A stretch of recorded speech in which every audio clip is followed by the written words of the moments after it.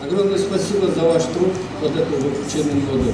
И, конечно, желаю, что в следующем году еще лучше, еще интереснее, еще больше работать.